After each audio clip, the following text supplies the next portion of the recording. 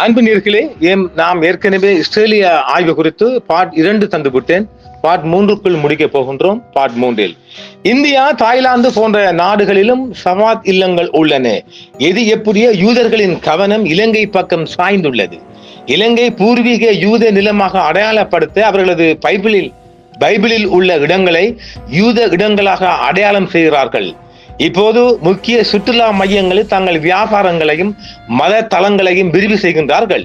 2003 கடைசி பகுதியில் இஸ்ரேலில் இருந்து கட்டுநாயக்க விமான நிலையத்துக்கு நேரடி விமானம் விடும் அளவு அவர்கள் இலங்கை மீது அக்கறை காட்டுகிறார்கள் என்று அர்த்தப்படும். முக்கியமாக உள்ளூர் வியாபாரிகளுடன் பார்ட்னர்ஷிப் என்று வியாபாரங்களை ஆரம்பித்திருக்கின்றார்கள். இப்படித்தான் ஒரு காலத்தில் பலஸ்தீனத்திலும் இந்த நிலைமை சிறு சிறிதாக வியாபாரத்தை ஆரம்பித்து அந்த நாட்டை அவர்கள் ஆட்சி புரிந்தார்கள், ஆட்சி செய்கின்றார் என்று சொல்லலாம். ஆக பலஸ்தீனம் என்ற ஒரு நிலைமையை நோக்கி ஸ்ரீலங்கா போய்கொண்டு, இது தெரியாம இந்தியாவின் 29வது மாநிலமாக இலங்கையை மாற்றியமைக்கும் பல செயற்பாடுகள் இரகசியமான முறையில் முன்னெடுக்கப்படுவதோடு, இவ்வாறு இடம்பெற்றால் ஆசியாவின் இஸ்ரேலாக இலங்கையில் வடக்கு மற்றும் கிழக்கு மாகாணம் மாற்றமடையும் என தேசிய பாரம்பரியத்தை பாதுகாப்பதற்கான அமைப்பின் தலைவர் மெதகொட அபேதிஸ் தெரிவித்துள்ளார். இவர் இப்ப இந்தியாவை சொல்றாரு. இந்தியாவோட 29 மாநிலம் இல்லை, இந்தியா தான் நீங்க சொல்லுவீங்க நான் எங்கட மாநிலம் என்று இல்லை. அவர் வடகிழக்கை சொல்றாரு, இல்லை ஒட்டுமொத்த இலங்கையை மாறுகின்றது இஸ்ரேலாக. அதான் பண்ணுமாட்டா இந்தியால மாநிலம். இந்தியா வரல. இந்தியா என்ன பார்க்க தெரியுங்களா? சிங்களத்துல நம்பிக்கை இல்லை, தமிழ்ல நம்பிக்கை இல்லை. இஸ்ரேல்காரன் இந்த வடகிழக்கை பிடிச்சான் என்றால் அது அவன்டா மாநிலம் மாறித்தானே. கொஞ்சம் அறிவுபூர்வமா சிந்திச்சு பாருங்க. நான் ஏற்கனவே சொல்லியிருக்கிறோம், இந்தியா இதுக்கு முழுமையான ஆதரவை மறைமுகமாக கொடுக்கும். இலங்கட வடகிழக்க நீ பிடிச்சுக்கோ. இஸ்ரேல் பெஞ்சமின் மாம்ஸ் நீ பிடிச்சுக்கொள்ளு, நான் உனக்கு வேண்டிய ஹெல்ப் தருவேன். அடிக்கணுமா, உதைக்கணுமா, கொல்லலுமா, நான் வேணுமென்னா வெள்ளை பொஸ்பரஸ் கொண்டு தாரன், அந்த பொத்தியில கொண்டு போடு, அழிகட்டும் சோனகன் அப்படிலாம் சொல்லும். சொல்லும். அதுக்கு மோடி மாமன் சொல்லும், ரஞ்சம் பெஞ்சமின் மாம்ஸ் ஒத்துக்கொள்ளும். சாத்தியப்படுமா இல்லையாண்டு ஷுவரா இப்ப சொல்லக்கூடா, நீங்க பிறகுதான் சொல்லணும். இப்ப சொல்லுவாங்க, நாள் இருக்குது, அது 10 ஆண்டும் போகலாம். இப்ப வடகிழக்குல ஒரு என்னது இந்த அதை சொல்லி இஸ்ரேல் அதை தடுப்பான். வடகிழக்குல ஒரு சர்வஜன வாக்குரிமையை நோக்கி நகர்த்தப்படும் நகர்வு எப்படி எனக்கு தெரியாது. அதே போன்று வடகிழக்கை அபகரிக்கிறதுக்கு இஸ்ரேல் போடுகின்ற மாஸ்டர் பிளான் அது எப்பவும் நிறைவேறலாம். அது தெரியாம தான் இந்த அபேதிச தேர சொல்றாரு, வடகிழக்கத்தான் பிடிக்க போறான், முழு இலங்கையும் பிடிக்க போறான். இருங்க நீங்க அதான் சொல்லிட்டமே, பைபிள் என்ன சொல்லுது? கொழும்பு பண்டாரநாயக்க ஞாபகத்தை சர்வதேச மாநாட்டு மண்டபத்தில் அண்மையில் நடைபெற்ற நிகழ்வில் கலந்து கொண்டு கருத்து சொல்லுகளையே அந்த தெரு அப்படி சொல்லி இருக்கின்றார். மேலும் தெரிவிக்கையில், சுற்றுலாத்துறை அபிவிருத்தி செய்வதற்காக இலங்கையில் 21 ராமர் கோயில்களை நிர்மாணிப்பதாக இந்தியா குறிப்பிடுகிறது. இது பிராமண சூழலில் பௌத்த மதம் பாதுகாக்கப்படாது, இதனால் தான் இந்தியாவில் பௌத்த மதம் இல்லாதொழிந்தது. இவ்வாறான நிலை இலங்கையில் ஏற்பட இடமளிக்க முடியாது என்கிறார் அந்த தேரர். இலங்கையின் நட்பு நாடு என்று குறிப்பிட்டுக் கொண்டு இந்தியா ஆரம்ப காலத்தில் இருந்து இலங்கைக்கு பல்வேறு நெருக்கடிகளை ஏற்படுத்தியுள்ளது. அட பாவி, உங்களுக்கு பஞ்சத்துக்கு எல்லாம் பருப்பை கொண்டு தாரான், அரிசை கொண்டு தாரான், காசை கொண்டு தாரான், அதையெல்லாம் மறந்துட்டு இந்தியா மேல குற்றம் சொல்லுது இந்த மஞ்சக்காவியோட. இவனுங்களுக்கு எப்பயுமே இந்தியா மேல ஒரு வன்மம். இலங்கையில் எந்த கட்சி ஆட்சி வந்தாலும் அவர்கள் ஊடாக தமது நிகழ்ச்சி நிரலை செயற்படுத்திக் கொள்ளவே இந்தியா முயற்சிக்கும். அது தெரிந்த கதை, அதை நீங்க புதுசா சொல்ல போறீங்க. திருவண்ணாமலை துறைமுகம் பற்றி தற்போது எவரும் கவனம் செலுத்துவதில்லை. ஆறு செலுத்தல, அது அழகா செலுத்திக் கொண்டிருக்கலையா அமெரிக்கா, இஸ்ரேல். திருவண்ணாமலை துறைமுகம் மற்றும் அதனை அண்மித்த பகுதிகளில் இந்தியா பல்வேறு செயல் திட்டங்களை மேற்கொண்டுள்ளது. இந்த செயல் திட்ட வலயத்துக்குள் புராதன கோயில்கள் மற்றும் பௌத்த விகாரைகள் உள்ளன. உங்களுடைய விகாரில் அவங்க எங்க கையடிச்சாங்க? இங்க தமிழ் பக்கம் தான் அவங்க நிற்கிறாங்க. இலங்கை இந்திய ஒப்பந்தம் இந்திய ஆட்சியாளர்களால் பலவந்தமான முறையில் இலங்கைக்கு திணிக்கப்பட்டது. திணிச்சு என்ன அழுகி போய்த்தாங்களா? நீங்க என்ன ஈழம் கொடுத்துட்டீங்களா? இந்த ஒப்பந்தத்தால் பல விளைவுகள் ஏற்பட்டன. ஒரு விளைவும் இல்லை, இந்தியாவுக்கு தான் நஷ்டம். அது நீதிமன்ற உத்தரவினால் தான் இந்த ஒப்பந்தம் இன்றும் இழுபறையில் உள்ளது. அதை ஜேவிபி செஞ்சிச்சே. இந்த ஒப்பந்தத்தின் உள்ளடங்கல்களை செயல்படுத்துமாறு இந்தியா இன்றும் இலங்கைக்கு அழுத்தம் பிரயோகிக்கிறது. குறிப்பாக இந்தியாவின் 29வது மாநிலமாக இலங்கையை மாற்றி அமைக்கும் பல செயற்பாடுகள் இரகசியமான முறையில் நடைபெற்று வருவதாக அவர் தெரிவித்திருக்கின்றார். இவ்வாறு இடம்பெற்றால் ஆசியாவில் இஸ்ரேலாக இலங்கையில் வடக்கு மற்றும் கிழக்கு மாகாணம் மாற்றம் அடையும். அதன் பின்னர் இலங்கைக்குள் எல்லையை பாதுகாக்க வேண்டிய போராட்டம் தலை தூக்கும். ஆகவே ஆட்சியாளர்கள் தாம் தற்காலிகமான உரிமையாளர்கள் என்பதை மனதில் வைத்துக் கொண்டு செயற்பட வேண்டும் என்று அவர் குறிப்பிடுகிறார். அதாவது அவர் சொல்றாரு, என்ன சொல்றாரு, இவ்வாறான ஆசை மாறினால் ஒரு இலங்கையில எல்லையை பாதுகாக்க வேண்டி வரும். இல்ல, நீங்க உங்களோட பௌத்தத்தை பாதுகாக்க வேண்டி வரும். அங்கதான் சந்திரன் நீக்கிறான். நீங்க எல்லையை பாதுகாக்கிற போராட்டம் ஒருபோதும் வராது. உங்களோட பௌத்த மதத்தை நீங்க பாதுகாக்க வேண்டிய நிலைமை உருவாகுது. இந்த நாம ஏற்கனவே சொன்னமில்ல, இந்த போதை வஸ்தினா ஒன்று அந்த இஸ்ரேல்காரன் கூடுதலை செய்யறான். அந்த ஒரு அறிக்கையில ஒரு சாராம்சம் கிடைக்கப்பட்டிருக்கு. தெகிவலை, கல்கிசை, ரத்மலானே, மொரட்டுவே மற்றும் எகொட உயனே உள்ளிட்ட இலங்கையின் கரையோர பகுதிகளில் வசிக்கும் கற்பிணி தாய்மார்களிடையே மது மற்றும் போதைப் பொருள் பயன்பாடு அதிகரித்து வருகிறது. இது கடுமையான கவலைகளை எழுப்புகிறது என்று தெகிவலை கல்கிசை மாநகர சபை எதிர்க்கட்சி தலைவரும் நிபுணருமான டாக்டர் சமன் சஞ்சீவ நேற்று முன்தினம் ஒரு அறிக்கை கொடுத்திருக்கின்றாராம். இந்த பெண்களில் பலர் மது மற்றும் போதைப் பொருள் பாவனையிலும் நாட்டின் கடலோர பகுதியில் மென்ஷன் பண்ணிக்கொள்ளுங்க, நாட்டின் கடலோர பகுதியில் பொதுவாக காணப்படும் வர்த்தகத்திலும் ஈடுபட்டுள்ளனர் என்று டாக்டர் சஞ்சீவ விளக்கினார். இந்த நிலைமை ஒரு பெரிய பொது சுகாதார பிரச்சனை என்றும் இதை சுகாதாரத்துறையால் மட்டுமே கையாள முடியாது என்றும் அவர் தெரிவித்திருக்கின்றார். அப்ப இந்த கரையோர பகுதியில யாரு போதை வச்சு செய்யறான்? இஸ்ரேல்காரன் செய்யறான். அது ஆற குழுக்கா டான்ஸ் அடிக்க போறீங்க, சிங்கள சோடியல் போறீங்க. அப்ப நீங்க கற்பிணி தாயன்னு பார்க்காம அங்க போயிட்டு கூத்தடிக்கிறீங்கல்ல. ஆக பின்னரமான ஈவினிங் ஆனா அநேமா வெள்ளி மாலை, சனி மாலை, ஞாயிறு மாலை 2 இரவுகள் அல்லது 3 இரவுகள் போய் யாரு கூத்தடிக்கீங்க? நீங்க போய் கூத்தடிக்கீங்க. அங்க அவன் கொடுக்குற போதை தூள் எல்லாம் பாவிக்கிறீங்க. அதனால யாருக்கு சிக்கல் வருது? உங்களுக்கு சிக்கல் வருகுது இல்ல, வருகுது. அப்ப இதுல அரசாங்கம் அதை கண்டுகொள்ளணுமா வேண்டாமா? கண்டுகொள்ளணும். அதை கண்டுகொள்றீங்களா? இல்ல. கண்டுகொள்ளாம நீங்க யாருக்கு பாதுகாப்பு கொடுக்குறீங்க? எவன் ஒருவன் நாட்டுக்கு யாருக்கு வரக்கூடாதோ அவனை வரவழைச்சிக்கு நீங்க பாதுகாப்பு கொடுத்தா உங்களை போய் என்ன சொல்ல, எங்க போய் இந்த தலையை முட்டிக்கொள்ள சொல்லுங்களேன் பாப்போம். மக்களே, கொஞ்சம் தலையை முட்டிக்கொள்ள கேஸா இல்லையா? அப்ப ஆக அவர் டாக்டர் சஞ்சீவ சொன்ன ஒரு மிக முக்கியமான செய்தி, ஒரு சிங்கள சமூக மக்கள் மத்தியில் ஒரு சமூக பிரச்சனையாக மாறி வருகிறது.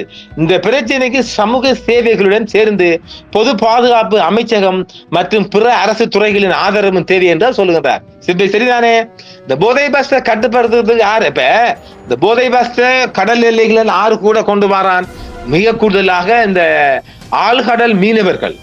அந்த ஆழ்கடல் மீனவை பத்தி நான் ஏற்கனவே சொல்லி இருக்கிறேன்.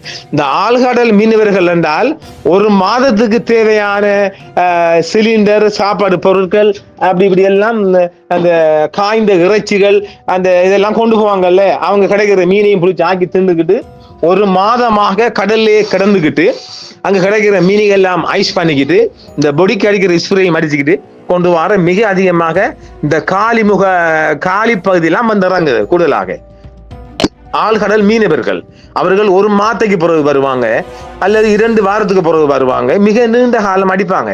அவங்க சேட்டலைட் அந்த போன் யூஸ் பண்றாங்க. இவங்கள் மத்தியில தான் மிக பெரிய அந்த ஆயுத விற்பனை நடக்குது. பாத்தீங்களா? இந்த கடல் கொள்ளைகளுக்கு கூடுதலான ஆயுதமும் இவங்க மூலமா தான் சப்ளை பண்ணப்படுகிறது. இன்டர்நேஷனல் எல்லையில யாரும் பிடிக்கல, மீனுக்கு போற மாதிரி போவான். அங்கிருந்து தான் இந்த குடியாவரம் வருது. ஏகப்பட்ட சூழ். அப்ப இந்த சிங்கள மக்களுக்கு இந்த பிரெக்னன்ட் லேடிகளை பாதிக்கிற தூளை யார் கொண்டு வரான்? அவங்கதான் கொண்டு வராங்க. இப்ப பிரெக்னன்ட்ல மிக கூடுதலாக அரிதா இருக்கலாம், 1-2 பாதிக்கலாம், எனக்கு தெரியல.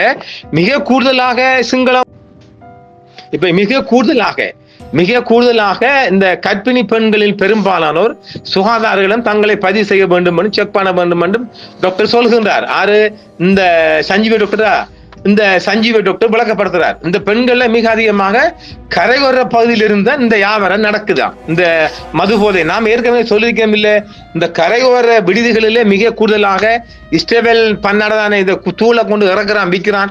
நாங்க ஏற்கனவே இந்த ரணில் ஆட்சியிலேயே இந்த போதை வஸ்துக்கள் இறக்கப்படுற இடமெல்லாம் நான் ஆணித்தரமாக காட்டியிருந்தேன். அவங்க கொஞ்சம் நடவடிக்கை எடுத்தாங்க, இல்லைன்னு சொல்ல இயலாது. இந்த அரசாங்கம் இந்த பாஞ்சி செய்யணும். முதல்ல இந்த சிங்கள போஸ்டர்ஸ் மத்தியில சரியான விளக்கம் கொடுங்க. அடே, நீங்க உங்களோட மக்களை தானே அழிக்கிறீங்க, உங்களோட சந்ததியை அழிக்கிறீங்கடா. இலங்கையில மட்டும்தான் சிங்களவர்கள் மிக அதிகமாக வாழ்றீங்கடா. அப்ப நீங்க கொல்ல போறீங்களா? இந்த கடத்தலுக்கு நீங்க உடந்தையா இருக்காங்கன்னு நீங்க யார சொல்லணும்? நீங்க சொல்லித்தான் உங்களோட படையை சரி பண்ணணும். அப்ப சிங்களவனும் இந்த இஸ்ரேல்காரன் தானே இந்த போதை வஸ்துக்களை கொண்டு வந்து உங்களோட மக்கள் அழிக்கிறீங்க. மிக அரிதாக பிரெக்னென்டாக இருக்கிற தமிழ் முஸ்லிம்கள் பெண்கள் இதெல்லாம் பாவிக்கிறது நான் கேள்விப்படல, காணல. ஆண்கள் பாவிக்கலாம், அது பாவிக்கிறாங்க. ஆனா இந்த தமிழ் முஸ்லிம் பெண்கள் பாவிக்கிறது அண்ணன் காணல. யார் அதை கண்டா சொல்லுங்க, கொமெண்ட்ஸ் அடிங்க, உங்களோட கருத்தை சொல்லுங்க பார்க்கலாம். என்னால் அது நான் கேளல, காணப்படல. சிங்கள மக்கள் மத்தியில நான் இந்த சட்டே சண்டை கிடைச்சா எல்லா இந்த டூரிஸ்ட் தலங்களையும் அடிக்கிற இங்க கும்மாளம் கூத்து. அப்ப ஆக ஒரு இஸ்ரேல்காரன் இந்த மதுபோதை வியாபாரத்துக்கு மிக கூடுதலான ஒத்துழைப்பை நீங்க செய்யறீங்க. உங்களோட இனங்களுக்கு நீங்க எதிரி. இஸ்ரேல்காரன் பாருங்க, அவன் எவ்வளவு ஆதாரபூர்வமாக ஆவணம் திரட்டுறான். ஆவணம் ஒரு டாக்குமெண்ட் திரட்டி கொண்டு கொடுத்தான்னு சொன்னால் ஐநாமான் தான் கொடுக்கும். நிச்சயமாக ஒரு பகுதியை கொடுத்தாலும் ஆட்சி இந்த தேரர் சொல்றாப்பல ஒரு பகுதியை கொடுக்கறதுக்கு ஐநா மன்றம் அதுக்கு பரிந்துரை பண்ணும். இவ்வளவு ஆதாரம் இருந்திருக்குது, நாங்க இவ்வளவு காலம் வாழ்ந்திருக்கிறோம், இன்னும் எங்களுடைய நினைவு இல்லாம உண்டு அன்னை ரணசிங்க இருந்ததுக்கான ஆதாரம் இருக்குது. எங்களோட மத போதை நிலை 5 இருக்கு, 6 ஆக போகுது. அது அதே மாதிரி துங்கமலைக்கும் அதுக்கு அது அமைக்கப்படும். அப்ப கொஞ்சம் கொஞ்சமாக ஒரு நகர்வு செஞ்சு ஒரு ஆதிக்கம் இலங்கைக்குள்ள ஒரு நிரந்தர ஆதிக்கம் செலுத்துறதுக்கு யூதன் வந்துட்டான். அப்ப எனக்குமே ஒரு ஆசை இருக்குதான், ஒரு அந்நிய நாட்டம் இந்த நாட்டை கொஞ்சம் காலம் ஆண்டு பார்த்தா தான் எங்களுக்கு மக்கள் எல்லாம் ஒன்று சேர்ந்து ஸ்ரீலங்கன் என்ற ஒரு எண்ணம் வரலாம். எப்பவும் உங்களோட இந்த ரெஜிஸ்டம் இருக்கும் வரைக்கும் இந்த நாடு ஒருபோதும் உருப்படாது. அதனால ஒரு அந்நிய நாட்டுக்காரன் பாரம் எடுக்கணும், தண்டோரா இதை நான் மிக கூடுதலாக விரும்புறேன். எனவே இலங்கையை சுற்றி இஸ்ரேல் யூதண்டா ஒரு ஆபத்தொண்டு சுத்தி இருக்குது. அதை எந்த அளவு தாக்கம் செலுத்த போகுது என்பதை நீங்க வருகின்ற காலங்கள்ல பார்க்கலாம். இதை நாம இப்படி சொல்ல போறதால இவர் முஸ்லிம் தானே, சும்மா லூஸ்டா நம்ம சொல்லலாம்ல. அறிவுபூர்வமாக அழகான ஒரு எதிர்ப்புகள் கூறியிருக்கிறேன். அது எத்தனை ஆண்டு போகும் என்று என்னால சொல்ல முடியாது.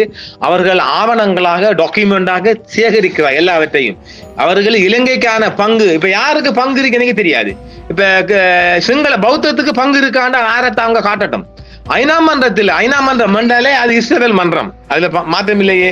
அப்ப நாளை இவங்கள அந்த வியாபார தலங்களையும் அவங்களுக்கு சபாத் இல்லங்களையும் ஆரம்பிச்சுக்கிறாங்க, கோயில்களை அதை ஆரம்பிச்சு கேட்டால் அதெல்லாம் லேசா கலத்திட்டு போக மாட்டான், அதை ரிமூவ் பண்ண மாட்டான்.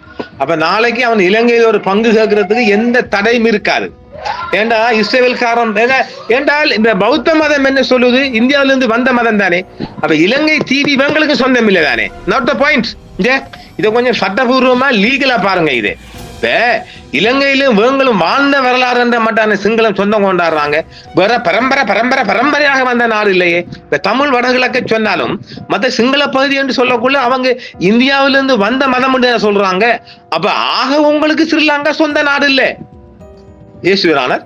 அதனால இதுக்கு முன்னாலே நாங்களும் வாழ்ந்துக்கிறோம் இல்லை, எங்களுக்கும் பங்குதான். அந்த பங்கு கேட்க வாய்ப்பு, அந்த பங்குக்கான ஒரு அடையாளத்தை தான் இவங்களுமே சேர்த்து கொண்டிருக்கிறார்கள், ரகசியமாக திரட்டிருக்கிறார்கள். அமெரிக்க எம்பேசி அதுக்கு ஹெல்ப் பண்ணிருக்குது. அது இப்ப நமக்கு தட்டிருக்கானா, அது ஒருத்தரும் சந்தடி சாக்குல கவனிக்கல. இப்போது ஐநா மன்றம் வரையும் இலங்கைக்கு எங்களுக்கான ஆதாரம் இருக்குது, டாக்குமெண்ட் இருக்குன்னு ஆதாரம் காட்ட போனால் ஐநா மன்றமே ஒரு பகுதியை பிரித்து கொடுக்கலாம். அநேகமாக கிழக்கு மாகாணம் கொடுவிடலாம்.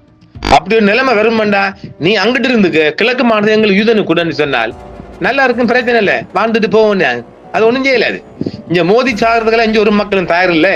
நீங்க ஒரு இதான் இந்த அரசாங்கம் ஸ்ட்ராங் இல்லை தானே. அரசாங்கம் இஸ்ரேல்காரனுக்கு எதிராக அல்லது அவனை கொஞ்சமாவது கட்டுப்படுத்துறதுக்கு ஒரு சட்டமும் உங்களால கொண்டு வர இயலாம இருக்குது. நீங்க அந்த அளவுக்கு அச்சம் பயமா இருக்குது. இப்ப ஆட்சியாளர்கள் வீக்னஸ். இப்ப ரணில் வந்தாலும் அவர் அமெரிக்க ஆதரவாளர் கொடுத்தாலும் ஆச்சரியப்படுறதுக்கு இல்லை. இவங்க அப்படி இல்லை, இவங்க சீனா நோக்கி உள்ள ஆக்கள் தானே. இவங்களுக்கு சீனாக்கு அச்சமும் இல்லாது அடங்கி போற ஆக்களா இருக்கிறாங்க. ஆனால் இஸ்ரேல்காரன் அப்படி இல்லையே. அவன் இங்க வாழ்ந்ததுக்கான சகல, நான் ஏற்கனவே பார்ட் 2ல சொன்ன போல பைபிள் சிஸ்டத்தின் பிரகாரம் பைபிள்ல உள்ளபடி ஆதாரபூர்வமாக டாக்குமெண்டரி சேர்த்திருக்காங்க. அப்ப டாக்குமெண்டரி சேர்த்து நாளைக்கு உலக இன்டர்நேஷனல் பொடிக்கிட்ட போய் நீட்டிக்கு நின்றால் நிச்சயமா இன்டர்நேஷனல் பொடி வந்து ஒரு தீர்வை கொடுத்து ஆகணும். அவனுக்கு பலஸ்தீனம் கூட அவனுக்கு சொந்த நாடு இல்லையே, விரட்டப்பட்டு வந்த நாடு. அதே மாதிரி இந்த நாங்க வாழ்ந்திருக்கிறோம். அப்படி இருந்துகிட்டு உள்ள பக்கம் இருந்து முஸ்லிம்களை விரட்டுறதுக்கு எந்த நேரமும் மிரட்டலாம். ஏன்னா அவன் அந்த நாடு கூடுபாட்டுறோம். டிரெக்டாச்சி நான் இருக்க சொல்லுங்க, டிரெக்டாச்சி இப்ப இருக்குமான் தளங்கள் ஆரம்பிப்பான். அவன் கடையை கொண்டு அவன் பாதுகாப்பு கருதி நாங்க பயங்கர பேலி போடும். அவன் தான் பணக்காரனாச்சு. அவனுக்கு நாடு கொடுத்து அடுத்த சேர்க்கனே கப்பல்லையும் மக்களும் வந்து இறங்கும். சூப்பர் நாடு இல்லையா இது? இந்த இலங்கை நாடு நமக்கு தானே ஒரு கேவலம் கட்ட நாடாவும் நமக்கு தரங்குறைஞ்சும் இருக்கலாம். வெளிநாட்டுக்காரன் பார்த்து போட்டு உசும்பே மாட்டான். இப்ப வடகிழக்கில் இருக்கிற போலீஸ், ராணுவ, ஆர்மியில இருந்த எல்லா படையிலையும் இருக்கிற ஒரு சிங்கிள் ஆபீசர்கள் வடகிழக்க விட்டு போய் விருப்பம் இல்லை. 10-15 நான் அறிய 10-15 ஆண்டுகளாக இன்னும் சில போலீஸ்கார் இருக்கிறாங்க ஆர்மிக்காரனும். எவ்வளவு வளமான பிரச்சனை தெரியுமா? இந்த ஊரை விட்டு கொடுக்குறோம் நாங்க போயிட்டு நம்ம ஈழக்காரங்க எங்கேயும் அமர்ந்து இருக்கிறாங்க, காசு பணத்தை அங்க வச்சுக்கிட்டு நிம்மதி இருக்கலாம். ஆனாலும் இலங்கைய பங்கு போட ஒரு புதிய பங்காளி வந்துட்டான். எனக்கு அது கொஞ்சம் சந்தோஷம் தான். என்னன்னு தெரியுங்களா? அது கொஞ்சம் பங்கு இல்ல, முழு பங்கையும் எடுக்கணும். அவன் நீ முழு பங்கையும் வருவி, அப்படித்தான் இங்க ஒரு நியாயம் பிறக்கும். கலகம் பிறந்த நியாயம் பிறக்கும் நம்ம ஊர் பழமொழி ஒன்று இருக்குல்ல, அதே மாதிரி நான் என்ன சொல்ல வரேன் என்றால் அவன் வரட்டும், அவன் வெல்கம் பண்ண என்றால் உங்களோட துவேஷம் ஒழியலாம். சில போல கிழக்கு மாநிலத்தான் மொத்தமா கேட்கலாம், அது ஒண்ணும் பண்ணலாது. அவன் இங்க வயல் செய்ய போறலே, அவன் செய்ய போற ஹோட்டல் தான் செய்ய போறான். அவனுக்கு இந்த உள்ள பக்கம் பொத்திபி பக்கத்துல சோனியை அடிச்சு விரட்டி போட்டு அவன் உட்காரத்தான் போறான். யாரால தடுக்கலும்? ஒன்றும் பண்ணல. இது சம்பந்தமாக நாங்கள் இன்னும் எவ்வளவோ செய்திகள் இருக்கின்றது. எனவே செய்தி கூடிவிட்டது நேர்களே, மீண்டும் மற்றொரு நிகழ்ச்சியை சந்திப்போம். இது பார்ட் 3 இருந்து நாங்கள் 4 போகிறதுக்கு ஒரு வாய்ப்பு இருக்கு, பார்க்கலாம். பார்ட் 3 முடித்துக் கொள்கின்றேன். அது ஒரு சமயம் வந்தா நாங்கள் பார்ட் 4ஐயும் ஆரம்பிப்போம். நன்றி நேர்களே. என்றும் உங்களுடன் சன்ரைஸ் இந்தியா டிவி. சப்ஸ்கிரைப் பண்ணுங்கள், பெல் பட்டனையும் கிளிக் செய்யுங்கள். உங்கள் ஆதரவே எங்கள் சேவை. ஆதரவு தாருங்கள், அரவணைப்போம். மறக்காம சர்ப்ரைஸ் பண்ணுங்க. தேங்க்யூ.